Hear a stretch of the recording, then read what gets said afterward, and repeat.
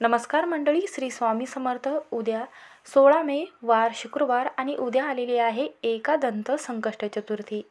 ही संकष्ट चतुर्थी गणपती बाप्पाला समर्पित केली जाते. आपल्या जीवनातील संकट दूर करण्यासाठी ही एकदंत संकष्ट चतुर्थी हा उपवास केला जातो.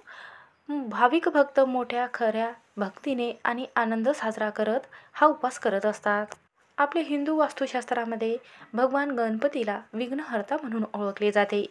म्हणजे सर्व अडथळे दूर करणारा देव म्हटला जातो आणि मुलांच्या बुद्धीमध्ये प्रगती आणून देणारा आणि प्रत्येक कामामध्ये आपल्याला यश मिळवून देणारा गणपती बाप्पाला प्रथम पूजनीय म्हटले जाते. असं म्हटलं जाते की भगवान गणपतीची पूजा केल्याने जीवनातील सर्व संकट, विघ्न, दोष कमी होत असतात आणि घरात सुख समृद्धी प्राप्त होत असते.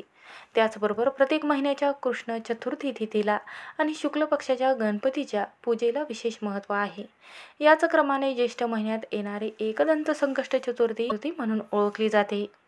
या दिवशी भाविक भक्त उपवास करून गणपती बाप्पाची सेवा करून गणपती बाप्पाला जास्वंदाची फुले त्याचबरोबर दुर्वा अर्पण करत असतात आणि त्यांचे आशीर्वाद प्राप्त करून घेतले जातात. अशा परिस्थितीमध्ये एकदंत संकष्ट चतुर्थीची तारीख आणि शुभ वेळ, पूजा कशी करायची आहे, मंत्र कोणता म्हणायचा आहे आणि गणपती बाप्पाच्या चरणाजवळ ही वस्तू आपल्याला अर्पण करायची आहे. ही वस्तू अर्पण केल्याने मुलांच्या बुद्धीमध्ये प्रगती होत असते, त्यांना कोणत्याही कार्यास सफलताही मिळत असते आणि मुलाची जी बुद्धी आहे ती तळतळायला लागते आणि त्याला नकारात्मकता लागत नाही आणि नोकरी प्राप्ती होत असते. घरामध्ये सुख समृद्धी प्राप्त होत असते.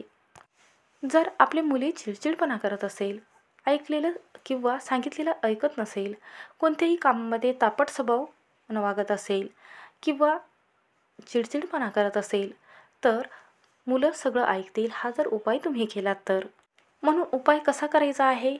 गणपती बाप्पाच्या चरणी कोणती वस्तू अर्पण करायची आहे ज्यामुळे आपल्या घरात धन जे आहे किंवा आर्थिक समस्या आहे ती दूर होत असतात. म्हणून उपाय कसा करायचा आहे चला तर जाणून घेऊया. व्हिडिओमध्ये नवीन असाल तर नक्की सबस्क्राईब करा आणि कमेंटमध्ये श्री स्वामी समर्थ लिहायला विसरू नका किंवा श्री गणेशाय नमः लिहायला विसरू नका. तर पहा, या दिवशीचा जो चंद्रवेळ आहे तर चंद्रवेळ जी आहे ती 10:39 राहणार आहे. यानंतर आपल्याला उपवास हा सोडायचा आहे. तर पहा, ही जी वस्तू आहे ही गणपतीच्या चरणी का अर्पण करायची आहे? तर पहा, आपली मुले जे आहे ती खूप चिडचिड करायला लागतात, सांगितलेलं ऐकत नाही, घरामध्ये सुख समृद्धी राहत नाही, कोणतेही कामामध्ये आपल्याला अपयश येणे किंवा कोणत्याही कठीण समस्या आहे या समस्याला सामोरे जाणे किंवा तोंड देणे हे आपल्याकडे जमत नाही. प्रत्येक कामामध्ये यश न मिळते किंवा नकारात्मकता जास्त लागणे किंवा संकट येणे. जर संकष्ट चतुर्थी ही गणपती बाप्पाला समर्पित असल्यामुळे आपल्या जीवनातील सर्व संकट दूर करण्यासाठी ही गणपती बाप्पाची संकष्ट चतुर्थी साजरी केली जाते. हे व्रत केवळ अडथळे दूर करत नाही तर इच्छा पूर्ण करत असते. या दिवशी खऱ्या मनाने उपवास आणि प्रार्थना केल्याने घरात आनंद आणि शांती निर्माण होत असते.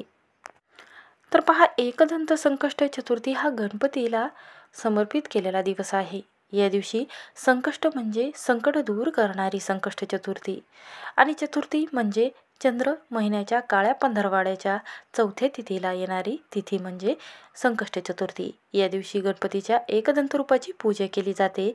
एकदंत म्हणजे एकदात, एकादंत संकष्ट चतुर्थी म्हणून ओळखली जाते. याचं मुख्य कारण असं आहे की सर्व अडथळे दूर करण्यासाठी आणि आपल्या जीवनात ज्या समस्या आहे याचं निवारण होण्यासाठी गणपती बाप्पाचे पूजा करून आशीर्वाद प्राप्त करून घेतले जातात.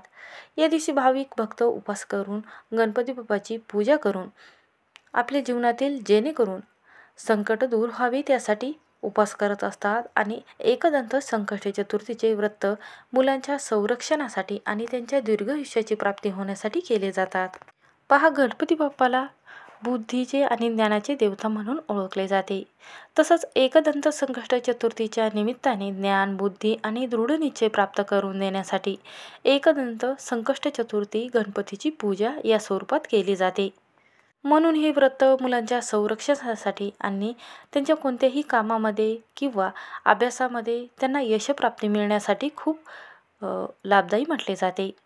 यामुळे लोकांच्या सर्व इच्छा पूर्ण होत असतात. त्यांना जीवनातील संकटांना तोंड देण्याची शक्ती मिळत असते. म्हणून या दिवशी उपवास करावा.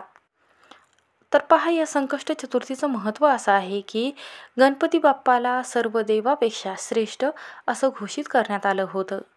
या दिवशी गणपती बाप्पाच्या आपल्या भक्तांच्या इच्छा पूर्ण करण्यासाठी पृथ्वीवर जन्म घेतला होता. प्रत्येक महिन्याच्या संकष्ट चतुर्थीला स्वतःचे वेगळे नाव आणि महत्त्व असते. म्हणून एकदंत संकष्ट चतुर्थी ही श्रेष्ठ आणि सर्वात महत्त्वाची आणि ज्येष्ठ महिन्यात साजरी केली जाते. या दिवशी भगवान गणपतीच्या एकदंत रूपाची पूजा केली जाते, ज्यामुळे जीवनातील त्रास किंवा दुःख हे दूर व्हावे, त्याचे आशीर्वाद जे आहे ते वर्षानुवर्ष आपल्या कुटुंबावर राहावे, त्यासाठी पूजा केली जाते. असं म्हटलं जाते की या संकष्ट चतुर्थीचं महत्त्व असं आहे की संकष्ट चतुर्थी विशेषतः भगवान गणपतीचा आशीर्वाद मिळवण्यासाठी केली जाते. म्हणून हे व्रत केवळ अडथळे दूर करत नाही, तर मनातल्या आकांक्षा इच्छा पूर्ण करणारी संकष्ट चतुर्थी म्हणून ओळखली जाते. असं म्हटलं जाते की गणपती बाप्पाची खऱ्या अर्थाने उपवास आणि प्रार्थना केल्याने घरात आनंद आणि शांती निर्माण होत असते. म्हणून या दिवशी आपल्याला लवकर उठायचं आहे. त्यानंतर गणपती बाप्पाची आपल्याला पूजा अर्चना करायची आहे, अभिषेक करून घ्यायचा आहे. अभिषेक करत असताना श्री गणेशाय नमः हा मंत्र म्हणायचा आहे. त्यानंतर त्यांना आपल्याला पिवळ्या रंगाची फुले, जास्वंदाची फुले अर्पण करायची आहे. चंदन, हळद, कुंकू लावायचं आहे. त्याचबरोबर 21 दुर्वा अर्पण करायच्या आहेत. 21 मोदकाचे लाडू अर्पण करायचे आहे. आणि त्यानंतर मोदक, तिळाचे लाडू किंवा फळे, इतर मिठाई तुम्ही अर्पण करू शकता. त्यानंतर असं ठेवायचं आहे, गणपती बाप्पाला आपल्याला मनाभावातून प्रार्थना करायची आहे की माझ्या मुलाच्या बुद्धीमध्ये प्रगती होऊ द्या, घरात सुख समृद्धी प्राप्ती होऊ द्या. आणि त्याचबरोबर आपण जे धन कमवत आहोत किंवा पैसा कमवत आहोत, तर योग्य ठिकाणी योग्य गुंतवणूक व्हावी आणि पैसा कुठेतरी व्यर्थ खर्च न व्हावा किंवा घरामध्ये आजारपण न यावं, त्यासाठी आम्हाला सद्बुद्धी द्यावी, अशी प्रार्थना तुम्हाला करायची आहे. त्यानंतर आपल्याला सर्वात प्रथम तुपाचा दिवा लावून आपल्याला ही प्रार्थना करायची आहे. त्यानंतर गणपती अथर्वशीर्षाचं पठण आपल्याला 3 वेळा करायचं आहे. त्यानंतर आपल्याला श्री गणेशाय नमः या मंत्राचा 108 वेळा जप करायचा आहे, ज्यामुळे गणपतीचा आशीर्वाद जो आहे हा कायमस्वरूपी आपल्या कुटुंबावर वर्षानुवर्ष राहत असतो. असं म्हटलं जाते की दर संकष्ट चतुर्थीच्या दिवशी आपल्या मुलाला सोबत घेऊन जर हा उपाय केला, तर गणपती बाप्पाचा आशीर्वाद जो आहे हा कायमस्वरूपी आपल्या जीवनावर घडत असतो.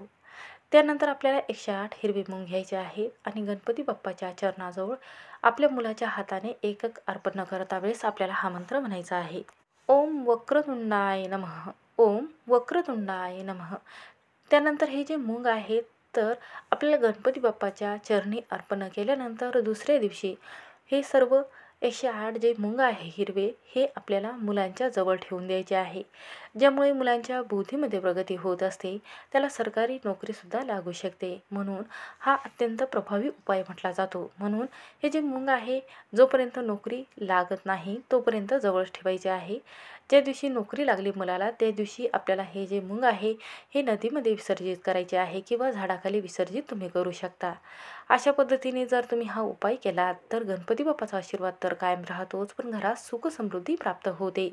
आणि आपण जे पैसा कमवत आहोत, तर ती गुंतवणूक कुठे करायची याची सद्बुद्धी जी आहे ती गणपती बाप्पा आपल्याला देत असतात. म्हणून आर्थिक समस्या दूर होण्यासाठी, धनलाभ होण्यासाठी आणि ऐश्वर्य संपत्ती यामध्ये वाढ होण्यासाठी दरवेळेस गणपती संकष्ट चतुर्थी म्हणून ज्या दिवशी संकष्ट चतुर्थी येत असते, त्या संकष्ट चतुर्थीच्या दिवशी उपवास करावा, जेणेकरून आपल्या जीवनातही अडथळे न येता सर्व समस्याचं निवारण होईल आणि घरात धन, वैभव, संपत्ती प्राप्त होईल. म्हणून हा उपाय करून पहा. श्री स्वामी समर्थ. व्हिडिओ आवडला असेल तर स्किप न करता शेवटपर्यंत नक्की पहा.